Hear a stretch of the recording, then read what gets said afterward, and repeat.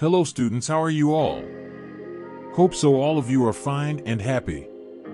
Welcome to my YouTube channel, Biology in Seconds. Today we will discuss the simple harmonic motion and pendulum. Let's start. Students अब हम start करेंगे simple harmonic motion और हम साथ देखेंगे कि simple harmonic motion में किस किस तरह से टर्म्स इंट्रोड्यूस होंगी, कैसे हम इंस्टेंटेनियसली डिस्प्लेसमेंट वेलोसिटी वगैरह को कैलकुलेट करेंगे और साथ ही हम एनर्जीज पर और सिस्टम्स पर भी बात करेंगे। तो चलें हम स्टार्ट करते हैं। फिर सिंपल हार्मोनिक मोशन दरअसल एक ऑसिलेटरी मोशन की टाइप है। सिंपल हार्मोनिक मोशन असल में ऑसिलेटरी, जिसको हम वाइब्रेटरी मोशन भी कहते हैं, तो उसी की एक टाइप है जो कि स्पेसिफिक सर्टन कैरेक्टरिस्टिक्स को फॉलो करती है।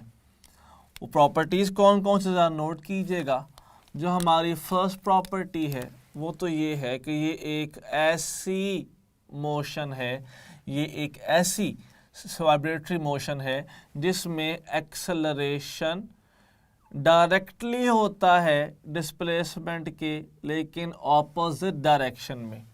सेकंड प्रॉपर्टी ये है कि एक्सेलरेशन ऑफ द सिस्टम को हमेशा मीन पोजीशन की तरफ होना चाहिए। थर्ड प्रॉपर्टी ये है कि वेलोसिटी मैक्सिमम होती है एट मीन पोजीशन और वेलोसिटी मिनिमम होती है at extreme position, at mean और एट एक्सट्रीम पोजीशन। जबकि फोर्थ प्रॉपर्टी ये है कि काइनेटिक एनर्जी पोटेंशियल एनर्जी में, जबकि पोटेंशियल एनर्जी काइनेटिक में चेंज हो रही होती है, लेकिन there sum is called total energy which always remains constant. Students, ये हमारे पास चार बेसिक प्रॉपर्टीज़ हैं और सिंपल हार्मोनिक मोशन इन चार प्रॉपर्टीज़ को फॉलो करती है। अब अगर फर्दर देखा जाए तो याद रखिएगा कि सिंपल हार्मोनिक मोशन को इनिशिएट करने के लिए, इसको पैदा करने के लिए तीन प्रॉपर्टीज़ का होना बहुत लाजमी है। सिंपल हार्मोनिक मोशन उस सिस्टम में इनिशिएट हो सकती है जिस सिस्टम के अंदर इलास्टिसिटी मौजूद होगी, और इसी के साथ साथ सिंपल हार्मोनिक मोशन एक ऐसे सिस्टम में पैदा हो सकती है जिसमें रीस्टोरिंग फोर्स जनरेट होती है, और इसी के बाद स्टूडेंट्स एक ऐसे सिस्टम में सिंपल हार्मोनिक मोशन को प्रोड्यूस कर सकते हैं जहां पर इनर्शिया पाया जाता है। जहां पर इनर्शिया होगा, so these are the basic three properties which are essential for initiation of simple harmonic motion. ये बात हमें याद रखनी होगी। और अगर इसके बाद हम फर्दर देखें तो हमारा जो बेसिक लॉ है उसको डिस्कस करना होगा, विच इज़ हुक्स लॉ। हमने हुक लॉ को प्रॉपर डिस्कस किया होता है मैट्रिक के अंदर भी, और अब इसी बात को हम यहाँ पर भी डिस्कस करेंगे। हुक लॉ हमें एक बात ये सिखाता है। हुक लॉ कहता है कि अगर तो एक सिस्टम हमारे पास मौजूद है, जैसे कि मैं यहाँ पर एक मैस स्प्रिंग सिस्टम को पकड़ लेता हूँ जो कि हॉरिजॉन्टली प्लेस्ड है और साथ मैस एम अटैच्ड है। इस मैस को हम मूव करवा के इधर ले जाते हैं। अब नोट कीजिएगा, अगर तो हम इक्विलिब्रियम में इसको यहाँ तक लेके जा रहे हैं तो इक्विलिब्रियम का मतलब ये हुआ कि नेट फोर्स ज़ीरो हुई, मतलब कि हमने इस मैस को कांस्टेंट वेलोसिटी से मूव करवाया जिस पर एक्सेलरेशन ज़ीरो था तो फोर्स भी ज़ीरो थी। पर लेकिन अगर तो हम इसको ऐसे सडनली यूँ मूव करते हैं तो फिर अप्लाइड फोर्स इस तरफ को मौजूद होगी। और जैसे हम यहाँ पर मूव कर रहे हैं तो लाजमन सी बात है इस तरफ मूव करने की वजह से जो डिस्प्लेसमेंट बॉडी का है वो भी इसी तरफ को मौजूद होगा। लेकिन जैसे ही हम इस मैस को इस पॉइंट पर छोड़ देंगे तो यही मैस दोबारा मीन की तरफ आना चाहेगा और ऐसी फोर्स जो इसको मीन की तरफ लेके जाती है students, that is called restoring force. Hooke's law ये कहता है कि जितना ज़्यादा डिस्प्लेसमेंट उतनी ज़्यादा वापसी की फोर्स, उतनी ज़्यादा रीस्टोरिंग फोर्स। तो रीस्टोरिंग फोर्स डायरेक्टली होती है डिस्प्लेसमेंट के, लेकिन as we can see direction of displacement is always away from mean. अगर तो डिस्प्लेसमेंट की बात की जाए तो स्टूडेंट्स ये हमेशा मीन से अवे होती है, लेकिन अगर रिस्टोरिंग फोर्स की बात की जाए स्टूडेंट्स तो ये तो हमेशा मीन की तरफ होती है, टुवर्ड्स मीन रिस्टोरिंग फोर्स की डायरेक्शन होती है। So these two are directly proportional but are opposite to each other. अगर यहाँ पर इस लिंक को ख़त्म किया जाए, अगर प्रोपोर्शन ख़त्म हो, इक्वल का साइन आ जाए, तो फिर एक कांस्टेंट इंट्रोड्यूस होगा एंड दैट इज के। Students this relation is basically Hooke's law. ये रिलेशन हुक लॉ को स्टेट करता है कि विद इन इलास्टिक लिमिट के अंदर इतनी ज़्यादा फोर्स ना लगाएं कि स्प्रिंग के अंदर परमानेंट डिफॉर्मेशन क्रिएट हो जाए। इलास्टिक लिमिट के अंदर रहकर रीस्टोरिंग फोर्स डिस्प्लेसमेंट के डायरेक्टली लेकिन ऑपोजिट होती है। ये था हुक्स लॉ।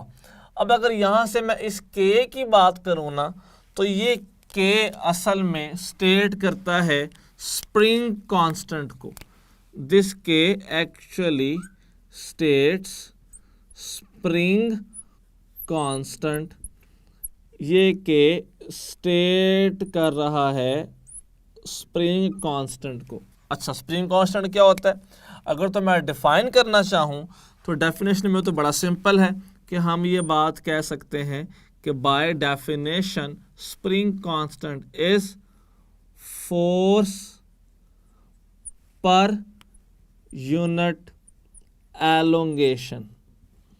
कि स्प्रिंग कांस्टेंट ये है कि पर यूनिट, एक यूनिट चेंज लाने के लिए स्प्रिंग में कितनी फोर्स लगानी पड़ी, दैट इज स्प्रिंग कांस्टेंट। मैं इस बात को ना वैसे यूं भी कह सकता था कि K is equal to F by X।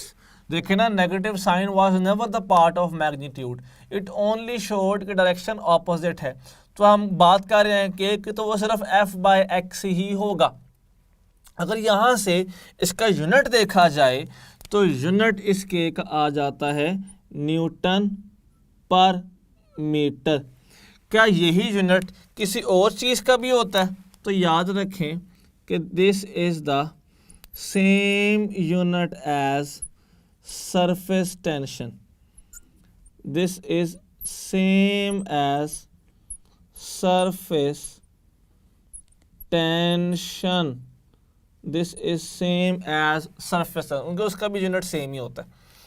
अच्छा, इसी के is equal to F by X को अगर मैं आपके सामने यूं प्रेजेंट करूं कि फर्ज कर लीजिए देयर आर टू स्प्रिंग्स और एक स्प्रिंग ऐसा है, एक स्प्रिंग हमारे पास ऐसा मौजूद है जिसमें यूनिट एलोंगेशन को एक्सपैंड करने के लिए, मतलब अगर उसको हमने थोड़ा सा यूनिट एलोंगेशन थोड़ा सा एक्सपेंड किया और जो हमारी फोर्स लगी डैट वाज 5 न्यूटन, और अगर जब इस स्प्रिंग को हमने उतना ही इक्वल एलोंगेट किया, फैलाया, तो फोर्स लगी 20 न्यूटन।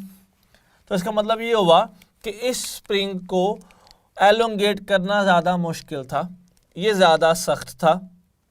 तो पर यूनिट एलोंगेशन में जो स्प्रिंग ज़्यादा फोर्स रिक्वायर करता है उसका स्प्रिंग कांस्टेंट भी ज़्यादा होता है।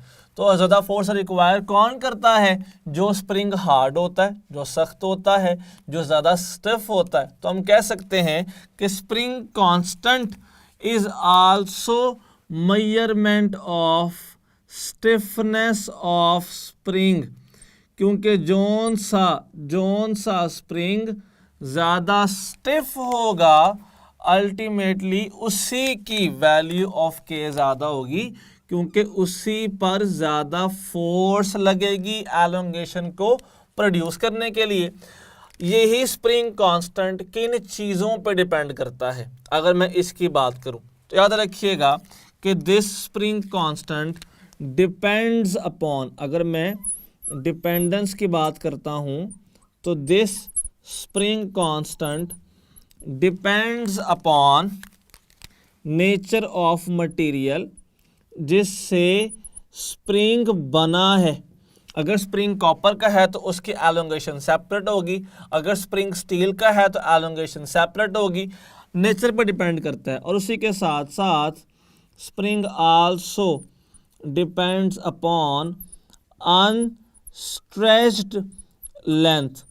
अनस्ट्रेच्ड लेंथ के ऊपर भी स्प्रिंग की स्टिफनेस डिपेंड करती है। याद रखिएगा, जिस स्प्रिंग की लेंथ ज़्यादा होती है अनस्ट्रेच्ड, उसकी स्टिफनेस अल्टीमेटली कम होती है। अगर यहाँ से देखें ना तो हमें एक बड़ा प्यारा एमसीक्यू पूछा जा सकता है। हमें यहाँ से एक एमसीक्यू तो ये पूछा जाता है कि if a spring is cut into halved, अगर एक स्प्रिंग को हम हाफ में कट कर दें, if a spring is cut into half, उसको आधा कट कर दिया गया है, then spring constant of the new part is, जो आधा हो गया है उसका स्प्रिंग कांस्टेंट क्या होगा? हमें यहाँ पर ऑप्शंस दे दी जाती हैं के मतलब सेम रहेगा, 2k मतलब डबल हो जाएगा, k/2 यानी कि लेंथ के हाफ होने से स्प्रिंग कांस्टेंट भी हाफ हो जाएगा, एंड डेल्टा इज 4k यानी कि 4 टाइम्स हो जाएगा। तो सिंपल एक चीज़ नोट कीजिएगा कि हमारे पास अगर ये एक स्प्रिंग मौजूद होता, हमारे पास ये एक स्प्रिंग मौजूद है जिसकी लेंथ है L और जिसका स्प्रिंग कांस्टेंट है K, और इसको मैंने सेंटर से यहाँ से स्टूडेंट्स कर दिया कट, और इस स्प्रिंग के बन गए दो पार्ट। एक पार्ट इसका आ गया ये, जबकि अनदर पार्ट इसका आ गया ये। तो बताएं कि लेंथ पहले जितनी सेम ही है? नहीं, क्या लेंथ तो इसकी अब पहले से हाफ नहीं होगी स्टूडेंट्स? अगर लेंथ हाफ हो गई है तो ज़रा फौरी इस रेशो को इस्तेमाल करें ना। यहाँ पर आ जाता है K2 by K1 is equal to L1 by L2। Subscripts cross में आए। क्रॉस में क्यों आए? क्योंकि इनवर्स रिलेशन था, हमने K2 निकालना था। पहले लेंथ क्या थी? L। अब एक पार्ट की लेंथ क्या है? L/2। यहाँ पे ये लेंथ इसके साथ कट जाएगी और 2 आ जाएगा ऊपर।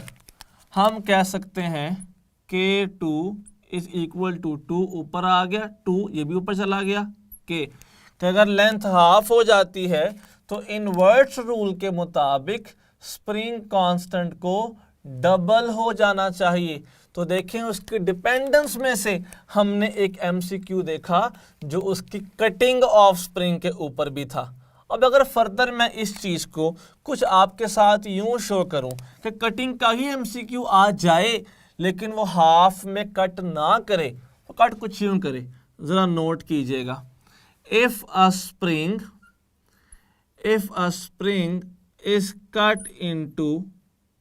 Is cut into ratio 1:2, then spring constant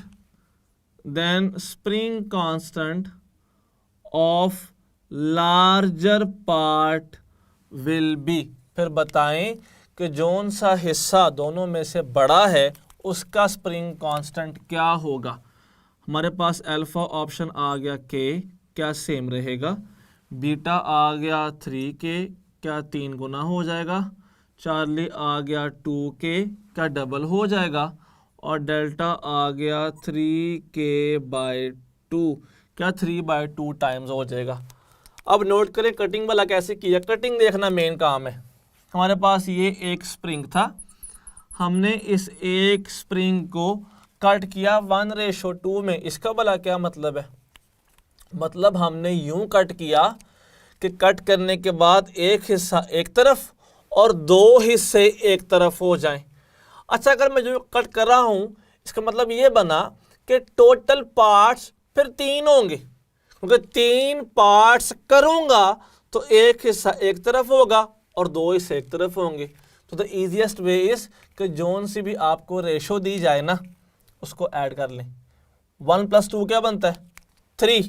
तो अगर आपने यूं कट किया इसको, इट मीन्स कि ये 3 में से एक हिस्सा है, तो इसकी लेंथ हो गई L/3, और ये 3 में से 2 हिस्से हैं तो लेंथ होगी 2L/3।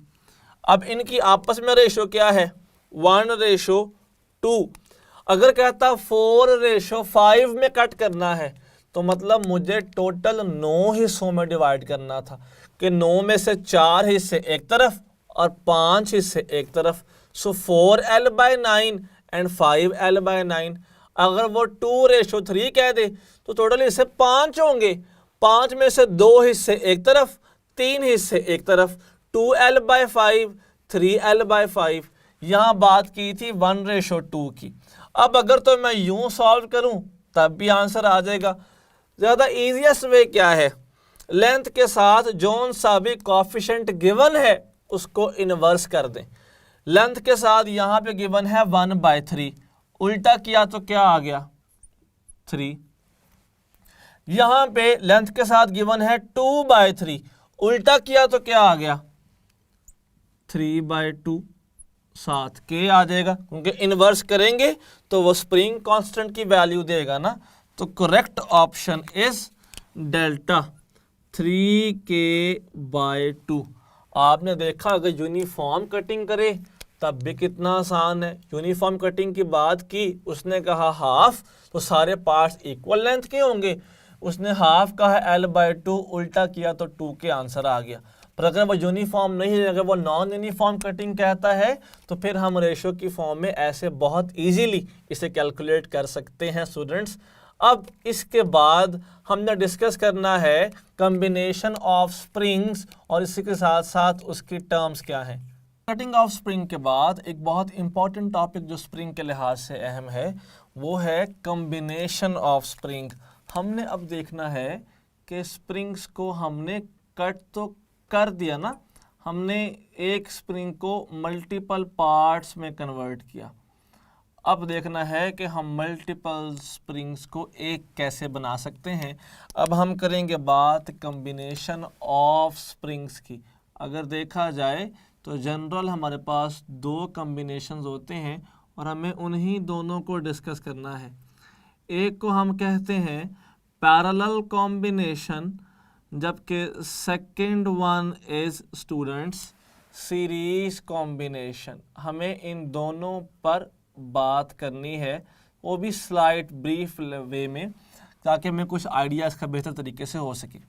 अगर जनरल बात की जाए स्टूडेंट्स तो याद रखिएगा सीरीज कॉम्बिनेशन स्प्रिंग का वो कॉम्बिनेशन है जिसमें springs are connected end to end. अगर तो स्प्रिंग्स को एंड टू एंड कनेक्ट किया जाए तो that is called series combination, और अगर इन्हीं स्प्रिंग्स को साइड बाय साइड कनेक्ट किया जाए स्टूडेंट्स तो that is called parallel combination. और अगर फर्दर देखें हम तो सीरीज का मतलब ये है कि springs are connected in this way. हमारे पास ये एक फिक्स पॉइंट है, this is over first spring, जबकि this is over second spring, जबकि इस एंड पर फोर्स अप्लाई की जा रही है, जहाँ से फोर्स लग रही है। जो एक्सटेंशन ये फर्स्ट स्प्रिंग एक्सपीरियंस करेगा, हम उसको x1 कह देते हैं, जो सेकंड करेगा हम उसको x2 कह देते हैं।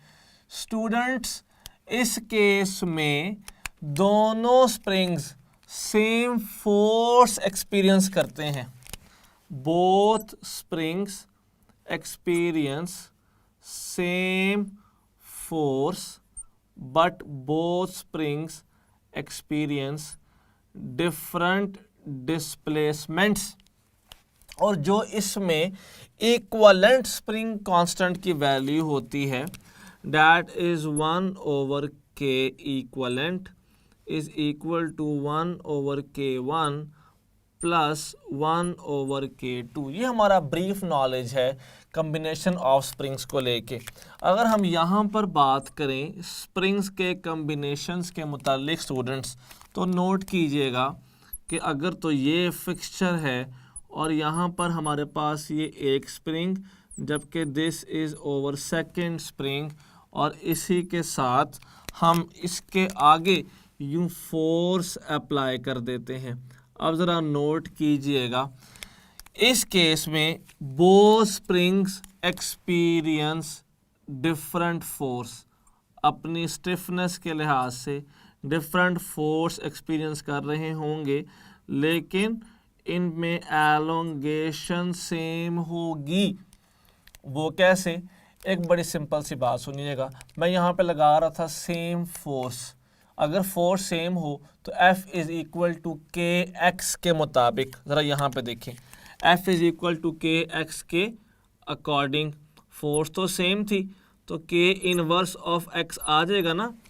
The one spring having more spring constant will experience less elongation, तो तभी डिफरेंट एलोंगेशंस आ गई। अगर यहाँ पर देखा जाए तो हमारी फोर्स डिफरेंट है और एलोंगेशन सेम है, तो यहाँ पे F इज़ इक्वल टू के एक्स के मुताबिक F डायरेक्ट आता है K के। The one having more spring constant will experience more force, क्योंकि उसने एलोंगेशन सेम देनी है। और इस केस में जो value of spring constant equivalent way में होती है वो सिर्फ दोनों का सम होती है। स्टूडेंट्स, ये था हमारे पास जनरल वे में कम्बिनेशंस का टॉपिक कि हम इसे कैसे पढ़ सकते हैं। हमने अब तक डिस्कस किया कि हुक्स लॉ की बेस में चीज़ें छुपी कौन कौन सी हैं। अब हम आगे बात करते हैं टर्म्स की, कि हम किन टर्म्स को भी साथ साथ डिस्कस करेंगे सिंपल हार्मोनिक मोशन के अंदर। तो नोट कीजिएगा कि ऐसी कौन सी टर्म्स हैं जिन्हें हमें डिस्कस करना पड़ रहा है सिंपल हार्मोनिक मोशन में। तो टर्म्स बड़ी बेसिक हैं, आपने पहले भी डिटेल से पढ़ी होती हैं अपने एफएससी के दौरान, लेकिन इनका प्रॉपर एमडीकैट सिलेबस के अंदर बताया जाता है कि इनको स्टडी करना है। अगर फर्स्ट टर्म को देखें तो first term in simple harmonic motion is कि व्हाट इज एम्पलीट्यूड। एम्पलीट्यूड क्या होता है, हमने इस बात को बताना है। एम्पलीट्यूड के बाद जो हमारी सेकंड टर्म है दैट इज के काइंडली डिस्क्राइब टाइम पीरियड। बताइए कि टाइम पीरियड क्या होता है। इसके बाद over next term is frequency. Frequency के बारे में बताने के बाद over next term is one vibration, कि एक वाइब्रेशन बेसिकली क्या होती है। और उसके बाद हम डिस्कस करेंगे अबाउट एंगुलर फ्रीक्वेंसी। हम लास्ट पर we will discuss angular frequency. ये वो 5 बेसिक टर्म्स हैं जो एमडीकैट के सिलेबस में बहुत ज़्यादा प्रोमिनेंट रिटर्न है। अब ज़रा नोट कीजिएगा कि एक एम्पलीट्यूड क्या होता है। जब मैंने एक स्प्रिंग को, जब मैंने किसी भी सिस्टम को मीन पोजीशन से मूव करवा दिया, तो जितना ज़्यादा जो मैक्सिमम डिस्प्लेसमेंट बॉडी ने मीन के लिहाज से कवर किया students, that is called amplitude. तो मैं ये बात कह सकता हूँ कि maximum displacement from mean position, वो ज़्यादा से ज़्यादा फासला जो मीन के लिहाज से हमने तय किया है, डैट इज़ कॉल्ड एम्पलीट्यूड। अगर तो मीन के लिहाज से हमारे पास यहाँ पर था ये मैस, और इस मैस को यहाँ से खींच कर मैं इधर तक ले आया हूँ, तो सबसे ज़्यादा तो मैंने यही मूव करवाया ना। तो students this distance is called amplitude, और हम इसको स्पेसिफिकली एक्स नॉट से शो करते हैं। एक्स का मतलब होता है कोई भी डिस्प्लेसमेंट, एक्स नॉट का मतलब होता है एम्पलीट्यूड की बात हो रही है। अब अगर मैं उसे कुछ छोड़ दूंगा तो छोड़ने पर लाजमी सी बात है ये ऑसिलेट करना शुरू कर देगा, और वो टाइम जिसमें एक ऑसिलेशन पूरी हो जाए that is called time period. तो हम कह सकते हैं ना कि टाइम ऑफ वन ऑसिलेशन, वो टाइम जिसमें एक ऑसिलेशन पूरी हो जाए that is called time period. Students हम इसको जनरली शो करते हैं कैपिटल टी के साथ, और जब भी कोई बॉडी ऑसिलेट कर रही होती है तो मुमकिन है कि उसकी एक से ज़्यादा ऑसिलेशन एक सेकंड में हो जाए, तो हम कहते हैं कि number of oscillations, number of oscillations in 1 second, वो तमाम ऑसिलेशंस जो हम एक सेकंड में तय कर लेते हैं दैट इज़ कॉल्ड फ्रीक्वेंसी। हम इसे जनरली एफ से शुरू करते हैं, और ये बात हम याद रखेंगे स्टूडेंट्स कि time period is always reciprocal of frequency. ये हमेशा फ्रीक्वेंसी के लिहाज से रेसिप्रोकल होता है, हमें ये बात पता होनी चाहिए। Vibration, one complete round trip, एक मुकम्मल चक्कर वाइब्रेशन कहलाता है। हम इसे अपनी बुक की वर्डिंग के मुताबिक तो कहते हैं वन कंप्लीट राउंड ट्रिप, पर अगर जनरली देखें तो मैं ये बात ऐसे भी लिख सकता हूँ कि from one extreme to same extreme, हम उससे भी वाइब्रेशन ही कहते हैं। From one extreme position to same extreme position is called one vibration. ज़रा नोट कीजिएगा, हमारे पास यहाँ पर ये फिक्स पॉइंट है और ये मौजूद है हमारे पास प्रॉपर एक सिंपल पेंडुलम। मैं इसको यहाँ से करवाता हूँ मूव, और इसने मूव किया पहले इस तरह, ये आ गया 1 एम्पलीट्यूड, और फिर इस तरह ये आ गया 2 एम्पलीट्यूड।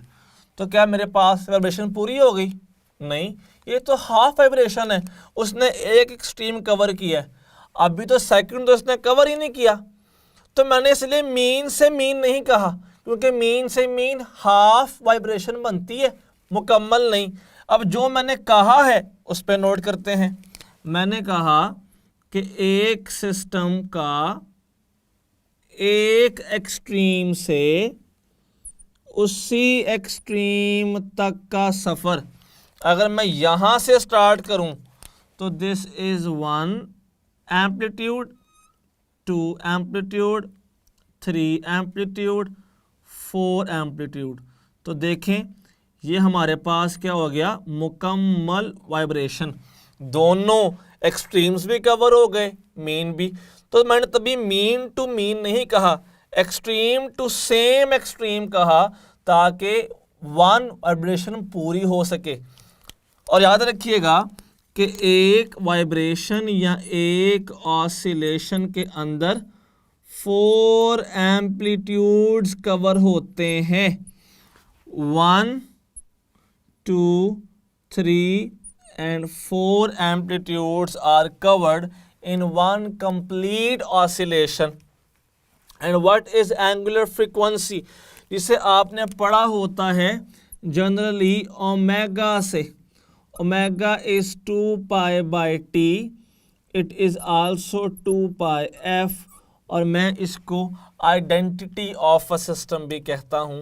अभी जब हम आगे सिस्टम्स पढ़ेंगे ना तो तब आपको ये बात समझ आएगी कि मैं इसको आइडेंटिटी क्यों कह रहा हूँ. अब बड़ी सिंपल सी बात नोट कीजिएगा. अगर तो एक स्प्रिंग या कोई भी एक सिस्टम हमने प्लेस कर दिया है, जैसे कि मैं एक स्प्रिंग की बात कर लेता हूँ कि हमारे पास ये एक स्प्रिंग है जिसके साथ ये मैस m अटैच है और इस मैस m को हमने मूव करवा दिया इस मीन से इस एक्सट्रीम की तरफ. ये मैस m मूव कर गया टुवर्ड्स एक्सट्रीम. अगर ये इसका एक्सट्रीम 1 है और ये इसका मीन है तो लाजमी सी बात है कि यहाँ से वापस आने पर कहीं इस पॉइंट पर इसका एक्सट्रीम 2 भी होगा. अब मोशन कैसे होती है भला? बॉडी गई मीन से एक्सट्रीम, एक्सट्रीम पे जाके स्टॉप कर गई.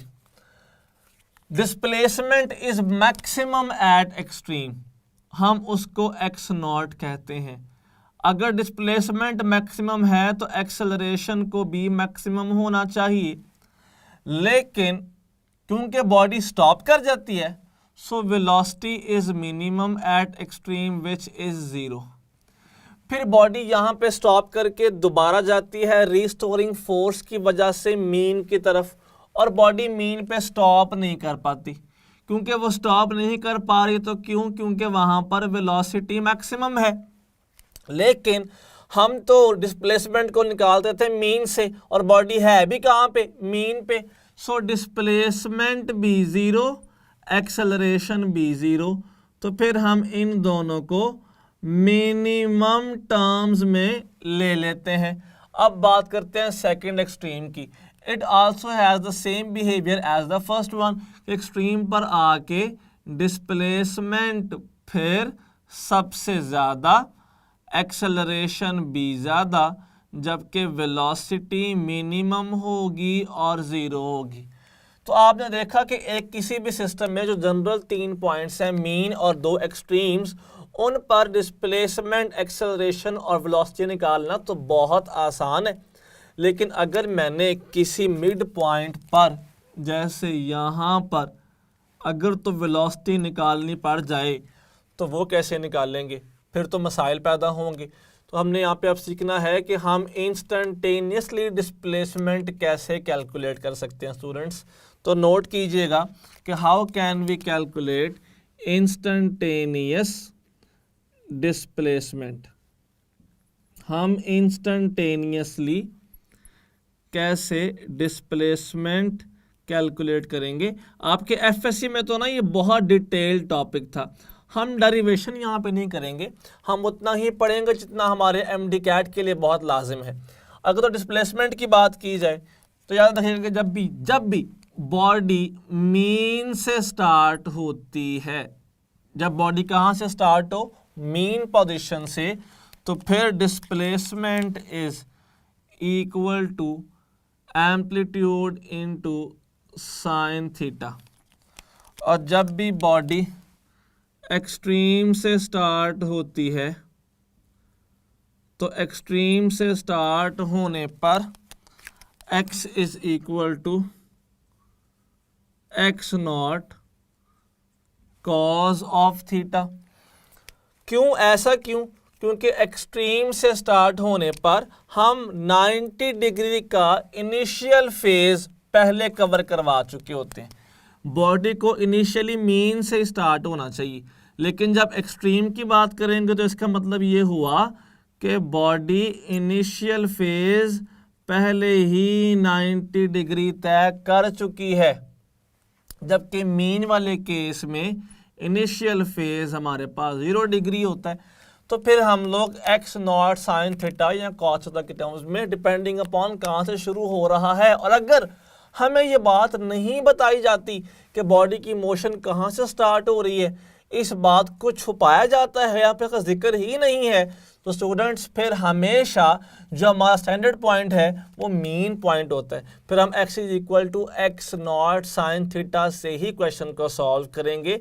तो हमने अगर डिस्प्लेसमेंट निकालना हो तो this is the formula of displacement, और मैक्सिमम वैल्यू इसकी भला क्या पॉसिबल है। तो याद रखिएगा कि x is equal to x nought होता है, this is the maximum value of displacement. अच्छा, अगर हम इससे आगे देखें कि what is the value of instantaneous velocity, तो ज़रा नोट कीजिएगा कि वेलोसिटी कैलकुलेट करने के लिए हमारे पास डिफरेंट फार्मूलाज हैं जिन्हें हमने एफएससी के दौरान प्रॉपर डिराइव भी किया था स्टूडेंट्स। इसमें से हमारे पास जो एक फार्मूला है that is v is equal to x nought omega cos of theta. पर अगर मुझे एंगल के टर्म्स में नहीं निकालना तो फिर यही formula can be written as X nought omega under root 1 minus X square by X nought square, या फिर omega under root X nought square minus X square. तो हम ऐसे भी प्रॉपर इसको सॉल्व स्टूडेंट्स कर सकते हैं। अब अगर तो बात होती है मैक्सिमम वेलोसिटी की, तो वो हमेशा इक्वल होती है एक्स नॉट ओमेगा के। This is the formula of maximum velocity. इसके सिर्फ मैं सिर्फ फार्मूलाज करवा रहा हूँ क्योंकि यही सिर्फ अहम है, इनकी प्रॉपर डेरिवेशन रिक्वायर्ड नहीं है। और अगर तो हम बात करते हैं इंस्टेंटेनियस एक्सेलरेशन की, तो ज़रा नोट कीजिएगा कि उसके लिए हमारे पास फार्मूला क्या हो सकता है। अगर तो एक्सेलरेशन की बात की जाए तो फिर तो हमारा फार्मूला बनता है a is equal to minus X omega square.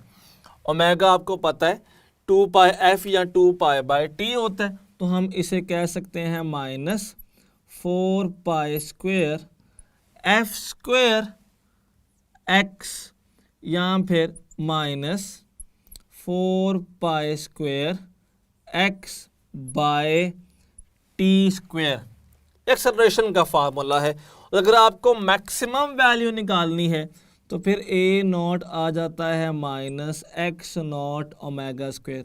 आप देखें मैंने सारों के वैल्यूज़ याद नहीं की हुई, असल में जहाँ जहाँ पे x है वहाँ वहाँ x नॉट पुट कर दें। इधर देखिएगा ज़रा, हमने यहाँ पे पुट किया x इज़ इक्वल टू, तो सिर्फ साइन 1 हो गया, x नॉट रह गया।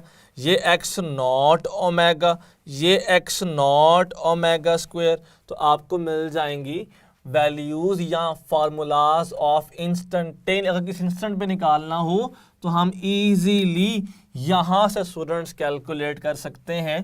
अब इनके हम ग्राफ्स देखते हैं स्टूडेंट्स। अगर हम यहाँ से देखें तो हम ये बात जान सकते हैं कि जो डिस्प्लेसमेंट थी ना, displacement is basically sine wave. जो वेलोसिटी है, वेलोसिटी इज़ बेसिकली कॉज, और जो एक्सेलरेशन है, acceleration is basically inverse sine.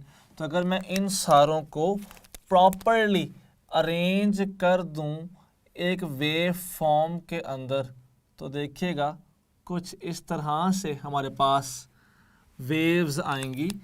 जो डिस्प्लेसमेंट है that will be something like this, क्योंकि वो एक साइन वेव को रिप्रेजेंट करती है। जो वेलोसिटी है that will be something like this, क्योंकि वो रिप्रेजेंट करती है एक कॉज वेव को।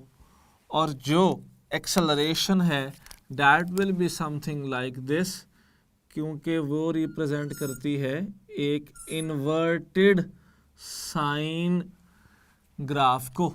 तो अगर मैं स्टूडेंट्स इन तीनों को सेपरेट करना चाहूँ तो ज़रा नोट कीजिएगा कि this is displacement, this is velocity and this is acceleration graph with respect to time x, v and a, तो मैं इन्हीं को यूं भी लिख सकता हूं कि displacement is sine, velocity is cosine, जबकि एक्सेलरेशन इज इन्वर्टेड साइन, क्योंकि it is proportional but opposite to displacement as well. Students further अगर देखा जाए तो हमें यहीं से एमसीक्यू ये पूछा जा सकता है कि what is the time in which body moves from extreme to half of extreme, और हमें साथ ऑप्शन दे दी जाती हैं t/6, t/12, t/8 और t/4। चलो नोट कीजिएगा, बॉडी मूव वाला कहाँ से कर रही है? एक्सट्रीम से। हमारे पास वाला क्या फार्मूला होता है एक्सट्रीम के लिए? x is equal to x naught cos of theta, याद है आपको? इसको मैं लिख सकता हूँ x naught cos omega t. तो x वाला कितना तय किया हमने? हम x से x नॉट बाई 2 पे गए हैं, यानी कि x नॉट बाई 2 ट्रैवल किया। वो कैसे? ज़रा नोट कीजिएगा, ये एक मीन पोजीशन है, ये एक्सट्रीम पोजीशन है, और हम एक्सट्रीम से एक्सट्रीम के हाफ तक आए हैं। आपको पता है ना कि मीन से लेके एक्सट्रीम तक ये होता है एम्पलीट्यूड, तो फिर इसका हाफ क्या होगा? Amplitude by 2। तो यहाँ पे आ गया amplitude by 2 is equal to x naught cos, omega हो सकता है 2 pi by t into t. Students ये एक्स नॉट कट गया इस एक्स नॉट के साथ, कॉज यहाँ पे आके इन्वर्स का हो जाएगा, तो ये बन जाएगा cos inverse 1/2 is equal to 2 pi by t into t. अब कॉज इनवर्स 1/2 वाला क्या होता है? ये होता है 60 डिग्री, जिसको हम रेडियंस में कह सकते हैं pi by 3 which is equal to 2 pi by t into t. Students, pi gets cancelled with this pi, ये 2 नीचे आके मल्टीप्लाई हो जाएगा, ये t चला जाएगा ऊपर, सो t इक्वल्स, ये t ऊपर चला गया t, ये 2 नीचे आ गया 3, 2 becomes 6, so correct answer is t/6। लेकिन ये तब है अगर बॉडी एक्सट्रीम से हाफ डिस्टेंस तय करे, तो स्टूडेंट्स फिर जो टाइम लगता है दिस इज t/6। अच्छा, अगर बॉडी यहाँ से ना आती, अगर बॉडी मीन से कवर करती हाफ, तो फिर टाइम कितना होता स्टूडेंट्स? याद रखिएगा, फिर टाइम होता t/12। बिल्कुल अप्रोच सेम इस्तेमाल करेंगे, क्योंकि अब मीन से आ रही है तो कॉस की जगह पे साइन यूज़ हो जाएगा, हमारा आंसर t/12 आ जाएगा। तो ये हमने देखा जाए कि सिंपल हार्मोनिक मोशन के अंदर अगर जनरली देखा जाए तो इनके ग्राफ्स और क्वेश्चंस ऐसे भी आ सकते हैं। अगर इसका फर्दर देखें हम, तो हम बात करेंगे सिस्टम की और एनर्जीज की। अगर तो सिस्टम की बात करते हैं तो देखें, हम तो जानते हैं सबसे पहले मैस स्प्रिंग सिस्टम को, कि मैस स्प्रिंग सिस्टम क्या है? What is mass spring system. और इसी के साथ हम बात करेंगे सिंपल पेंडुलम की भी, सिंपल पेंडुलम। ये हम 2 सिस्टम्स की बात करने के बाद मूव करेंगे टूवर्ड्स एनर्जी, और फिर हमारा लेक्चर एंड हो जाएगा। अच्छा, अगर इन्हीं ग्राफ्स को मैं वेक्टर फॉर्म में शो करना चाहूँ तो it will be something like this. ज़रा नोट कीजिएगा, एक्स साइन है ना हमारे पास, तो हम इसे यूँ लिख सकते हैं कि जो एक्स का वेक्टर है that is something like this, this is x. और जो एक्सेलरेशन है दैट इज ऑलवेज ऑपोजिट। तो वो आ गया हमारे पास, दिस इज एक्सेलरेशन। और वेलोसिटी कोसाइन है जिसका फेज डिफरेंस x के साथ 90 बनता है। So basically this is velocity. So देखें, ये हमारे पास एक ऐसी वेक्टर डायग्राम है जो इसी ग्राफ को शो कर बताती है कि जो फेज डिफरेंस x में और v में था स्टूडेंट्स, तो नोट कीजिए वो 90 है। जो फेज डिफरेंस एक्सेलरेशन और v में है वो भी 90 है, और जो डिफरेंस x और a में होता है वो नोट कीजिएगा वो 180 डिग्री होता है। अगर तो हम बात करते हैं मैस स्प्रिंग सिस्टम की, तो याद रखिएगा कि मैस स्प्रिंग सिस्टम के अंदर जो एंगुलर फ्रीक्वेंसी होती है that is under root k by M. ये आपकी एफएससी में टॉपिक में डिराइव की जाती थी। हमारे पास ओमेगा होता था 2 पाई बाई टी या फिर 2 पाई एफ। अगर मैं यहाँ से देखूँ तो ओमेगा इस 2 पाई बाई टी, तो टी आ गया 2 पाई बाय ओमेगा, जिसके मुताबिक टी आ जाएगा 2 pi under root m by k. और ओमेगा 2 पाई एफ भी तो होता है, जहाँ से एफ आ सकता है 2 ओमेगा बाय 2 पाई। अगर यहाँ से हम देखें तो ये एफ आ जाएगा is equal to 1/2 pi under root k by m. आपको याद है मैंने आपसे कहा था कि किसी भी सिस्टम की एंगुलर फ्रीक्वेंसी उसकी आइडेंटिटी होती है, यही निकालना होता है आपने। अगर आप एंगुलर फ्रीक्वेंसी निकाल लेना तो you can easily manage to calculate its time period and its frequency as well. अब सिंपल ज़रा काम देगा पेंडुलम के अंदर। हमारे पास ये है एक सिंपल पेंडुलम, ये इसकी लेंथ, ये आ गया इसका एक मेटालिक बॉब, हमने इसको मूव किया यहाँ तक, तो ये आ जाएगी इसकी एक्सट्रीम पोजीशन। स्टूडेंट्स, हमने एक्सट्रीम पोजीशन गेन करने के लिए इस पेंडुलम को इस एंगल थीटा पर बेंड किया। यहाँ पे ये सारा था इसका wait mg which was equal to its tension। तो जब पेंडुलम मीन में होता है तो मीन पोजीशन पे टेंशन मैक्सिमम होती है और वो इक्वल टू वेट होती है।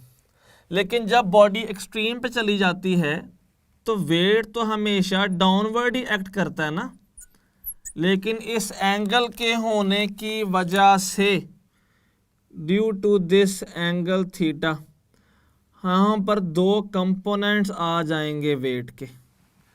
जो कंपोनेंट एंगल के साथ होता है वो कॉज होता है।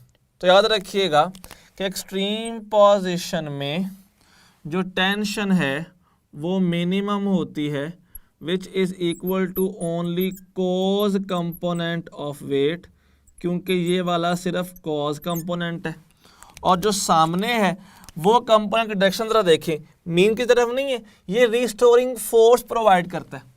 तो restoring force is equal to minus mg sine theta in simple pendulum. Students, इसकी जो ओमेगा की वैल्यू होती है that is equal to under root g by l। ये इसका मेन कंपोनेंट है, मेन फीचर है, मेन वैल्यू है सिंपल पेंडुलम की।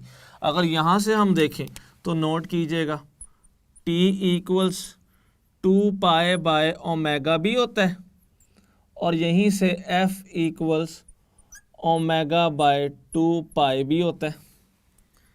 t इक्वल्स इधर आ गया 2 पाई और साथ ही आ गया under root l by g, और इधर आ गया f इक्वल्स 1/2 पाई और साथ ही आ गया g बाय l।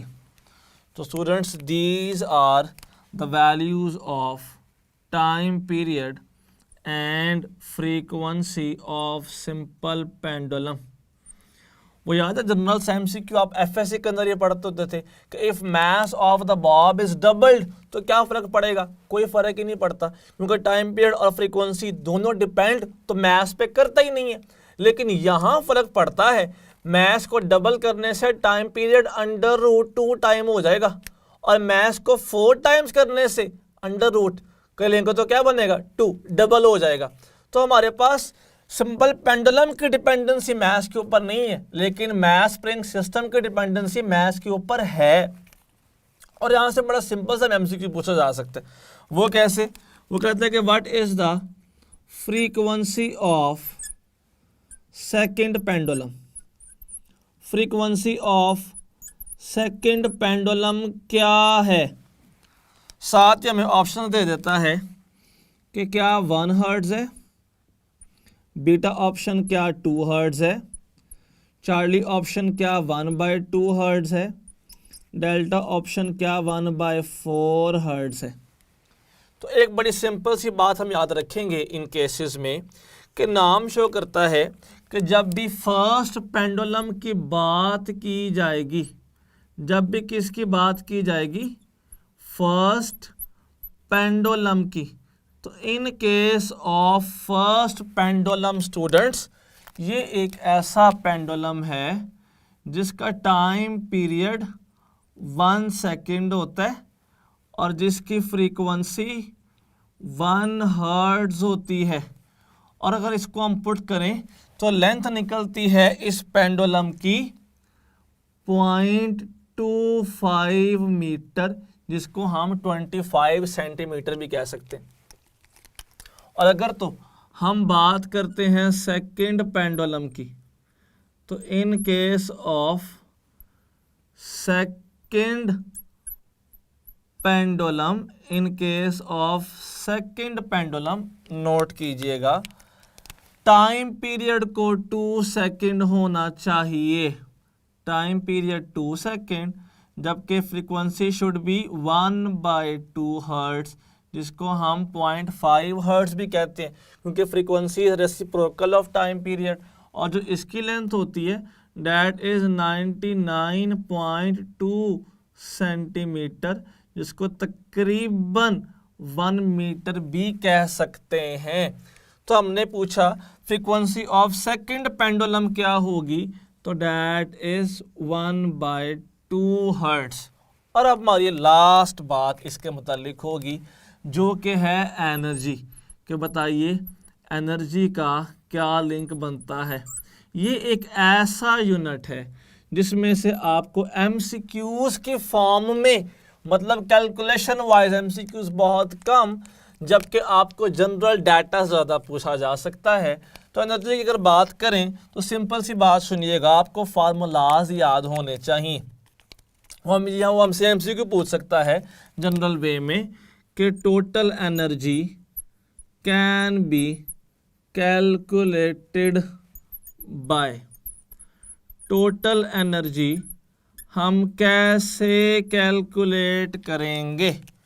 तो नोट कीजिएगा, हमें अल्फ़ा दे देता है 1/2kx², बीटा दे देता है 1/2kx02 माइनस x², चार्ली दे देता है 1/2kx02 और डेल्टा दे देता है kx02। तो which of the following is correct option students. Charlie हमारे पास फार्मूला है टोटल एनर्जी का, this is the formula of total energy. 1/2kx² is the formula of potential energy, 1/2kx02 minus x² is the formula of kinetic energy. और जब इन दोनों को हम सम करेंगे ना, तो we will ultimately get total energy which is 1/2kx²। हमें यहीं से एक एमसीक्यू और भी पूछा जा सकता है। वो एमसीक्यू ये है, ज़रा नोट कीजिएगा कि which of following graph represents, कौन सा ग्राफ ऐसा है जो शो कर रहा है पोटेंशियल एनर्जी को एक सिंपल हार्मोनिक मोशन में। अल्फा ऑप्शन हमें कुछ यूं दे दिया गया, दिस इज अल्फा, यहाँ पर ये बीटा ऑप्शन, पहले मैं यहाँ पर ड्रॉ कर रहा हूँ, फिर मैं बात करूँगा इनको प्रॉपर बता के। चार्ली, जबकि डेल्टा ऑप्शन इज, डेल्टा मैं लिख रहा हूँ, delta is all of these. Alpha जो हमारा ऑप्शन है that is something like this, beta option is something like this, Charlie option is something like this. तो बताएं इसमें से कौन सा ग्राफ किसका है, पीई का। एक बड़ी सिंपल सी बात सुने, हमने वाला क्या देखा था कि जब एक्सट्रीम पर बॉडी जाती है तो उसका एम्पलीट्यूड डिस्प्लेसमेंट सबसे ज़्यादा होता है ना, और जहाँ पे डिस्प्लेसमेंट सबसे ज़्यादा होगा वहाँ पीई भी सबसे ज़्यादा होगी। यानी कि potential energy is maximum at extremes, minimum at mean. और एक्सट्रीम पर वेलोसिटी 0 थी तो K E is minimum at extreme, velocity maximum वाला कहाँ पे थी, मीन पे। So maximum at mean. So अगर हम यहाँ पे देखें ना तो इसकी एनर्जी अगर यहाँ पे हम नोट करें तो ये एनर्जी है, दिस इज मीन, एक्सट्रीम और extreme. This axis is energy, extreme, mean, extreme. This axis is energy, extreme, mean और एक्सट्रीम। तो एक्सट्रीम पे एनर्जी किसकी ज़्यादा है और मीन पे कम है, अल्फा वाले की। तो students this is the graph of potential energy. ये ग्राफ किसका है, पोटेंशियल एनर्जी का। सेकंड वाले को देखें, एक्सट्रीम पर एनर्जी कम, मीन पे ज़्यादा। Students this is the graph of kinetic energy basically. इसको देखें, एनर्जी बदल ही नहीं रही, कांस्टेंट है। This is the graph of total energy basically. So इनमें से जो ग्राफ हमारा बनता है वो अल्फा है। स्टूडेंट्स ये था आपकी complete details about simple harmonic motion.